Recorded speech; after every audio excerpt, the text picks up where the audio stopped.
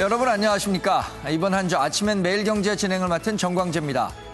밤새 안녕하셨습니까? 라는 인사가 어색하지 않을 만큼 강한 바람과 비에 요란한 밤이 지났습니다. 태풍 피해는 없으셨는지요? 올해는 유독 장마와 태풍 피해가 많습니다. 기상청 예보를 보면 주말에도 새로운 태풍이 올 거라는데 이상기후에 따른 자연재해에 더 많은 관심과 방제 시스템 구축이 절실해 보입니다. 오늘의 주요 신문 일면 기사 살펴보도록 하겠습니다. 매일경제신문입니다.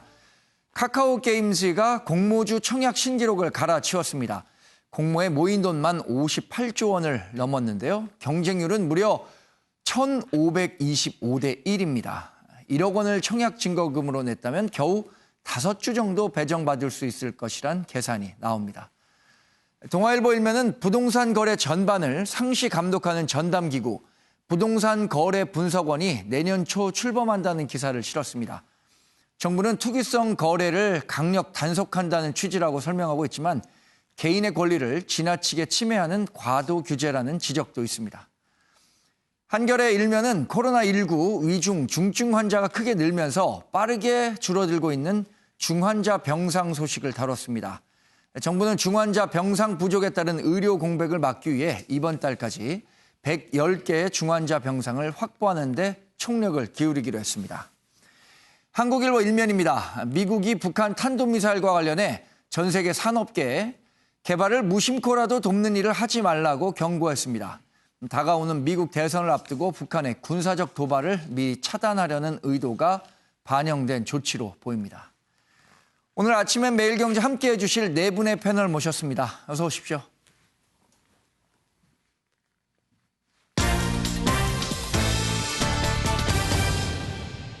네, 이어서 아침엔 매일경제 제작진이 선정한 오늘의 키워드도 살펴보기로 하죠. 첫 번째 키워드는 부동산 빅브라더입니다. 부동산 거래 분석원이 내년 초 출범하는데 검경과 국세청 등에서 직원을 파견받은 국토부 내에 부동산 불법행위 대응반이 확대 개편되는 방식입니다. 애초에는 당초 금융감독원과 비슷한 독립기구로 검토됐었는데 국토부 소속으로 급을 낮추고 감독이라는 명칭도 뺐습니다. 이른바 부동산 빅브라더 논란을 의식한 것으로 보입니다. 두 번째 키워드는 벼랑 끝 자영업자입니다. 누군가 회사 생활은 시베리아 동토지만 회사 밖 자영업은 지옥이라고 하던데 코로나19 직격탄을 맞은 자영업이 그야말로 벼랑 끝에 섰습니다. 식당 매출이 90%까지 줄었다는 자영업자의 한숨 소리는 자꾸만 커지고 있습니다. 세 번째 키워드는 황제병가 이겁니다. 추미애 법무장관 아들의 군 시절 병가를 두고 의혹이 계속 커지고 있습니다. 야당에서는 황제병가 의혹을 뒷받침하는 녹취록을 공개하면서 추 장관을 압박하고 있는데요.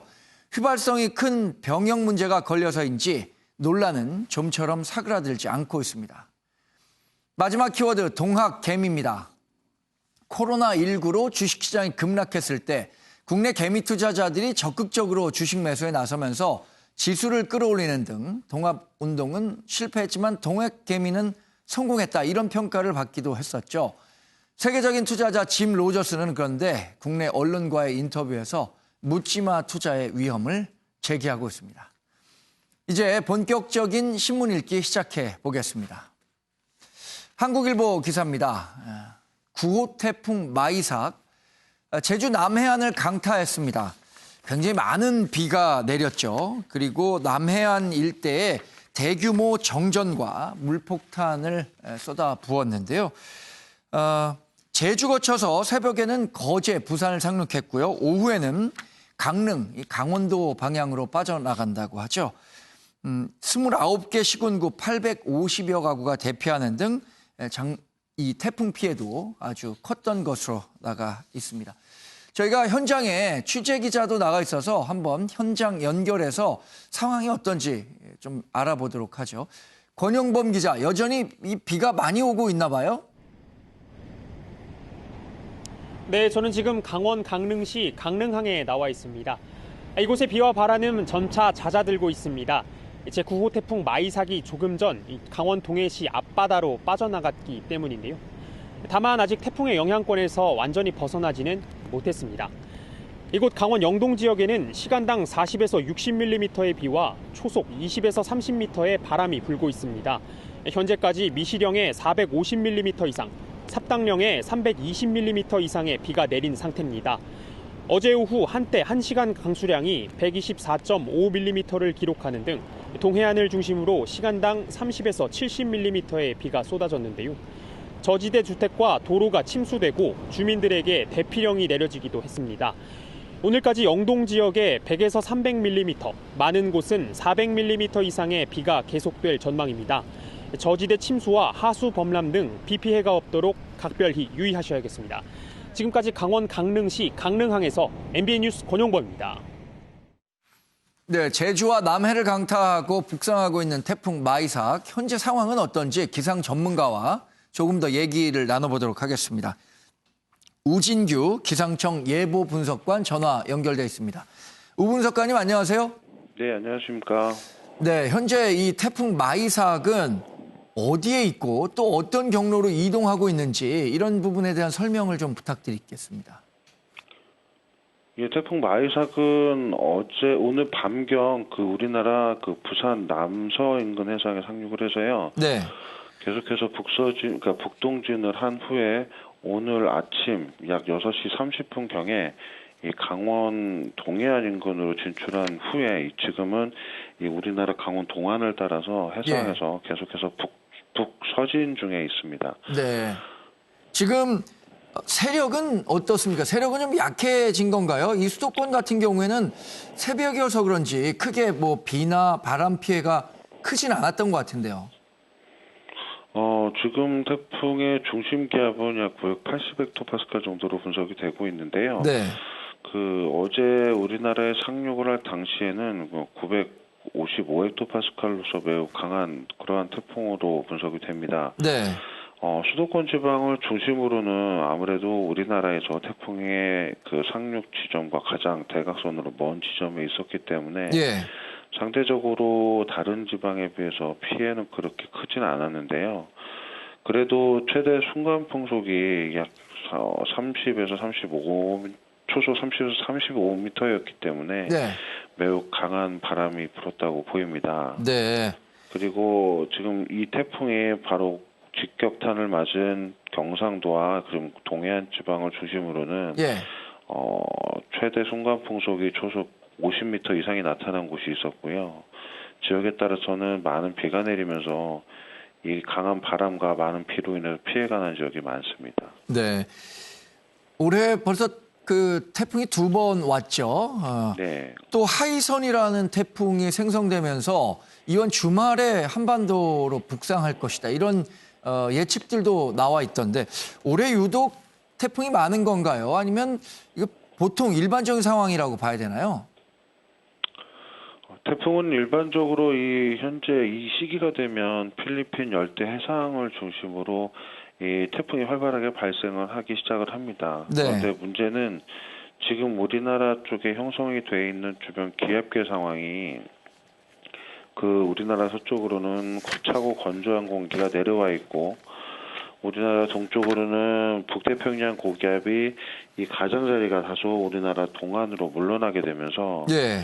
이 필리핀 열대해상에서 발생한 태풍이 북상을 하는 시기가 되면 두 건조 공기와 북태평양 고기압 사이로 난 길을 따라서 북상을 하게 될 때 지금 현재 상황처럼 우리나라 쪽으로 방향이 나 있기 때문에 예. 지금 자주 이렇게 태풍이 통과하는 것으로 분석이 됩니다. 이 하이선이라는 태풍은 어느 정도로 예상되고 있나요? 그리고 경로도 대부분의 태풍이 이제 일본으로 비껴가는 경우가 종종 있었는데 이번에 경로는 어떻게 예상하고 있는지요?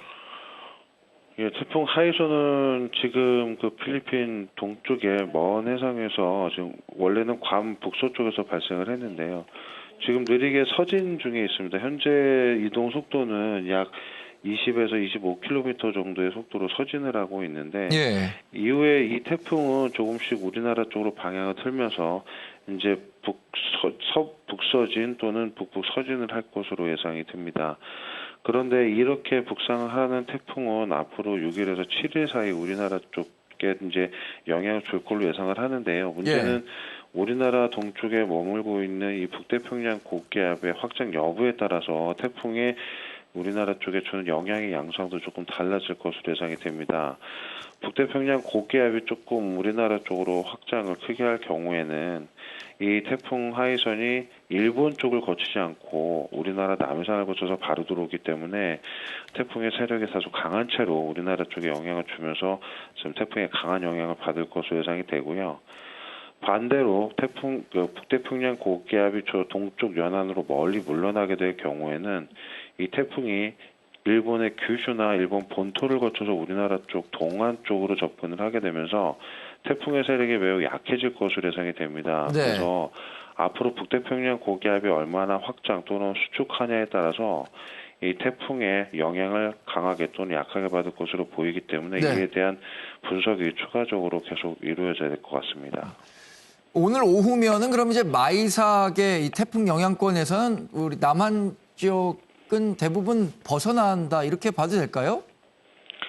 네, 우선은 태풍의 강한 영향권은 오늘 오후 낮부터는 태풍이 이 북한 함경도 부근 해안 쪽으로 상륙을 할 것으로 예상이 되기 때문에요. 예. 그 전까지의 영향을 받을 것으로 예상이 됩니다. 주로 강원도 지방이 이제 그 마지막 영향을 받는다고 보이는데요. 네. 그러나 태풍이 이렇게 북상을 하고 있는 과정에서 서쪽으로는 이 차고 건조한 공기가 가라앉게 되면서 다소 대기가 불안정해지는 형태에서 바람이 강하고 비가 다소 내리는 그러한 현상이 나타날 것으로 예상이 됩니다. 그래서 강원도 쪽은 오늘 오전까지 계속해서 조금 강한 비에 주의를 해야 되고 네. 서쪽 지방도 마찬가지로 수도권과 서쪽 지방을 중심으로 마찬가지로 오전까지는 조금 이러한 다소 강한 비와 강하게 부는 비에 대해서 강하게 부는 바람에 대해서 좀 주의를 해야 될 필요가 있습니다. 네. 네, 오늘 말씀 고맙습니다. 잘 들었습니다. 네. 지금까지 우진규 기상청 예보 분석관 얘기 직접 들어봤습니다.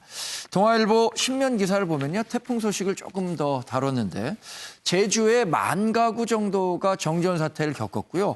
강풍에 달리던 차가 넘어져서 아찔한 순간이 연출됐다고 하는데 사진을 보니까 정말 경차이기는 하지만 주행 중이던 차가 강풍에 넘어져서 대형 사고로 이루어지지 않은 점은 다행이라는 생각이 듭니다.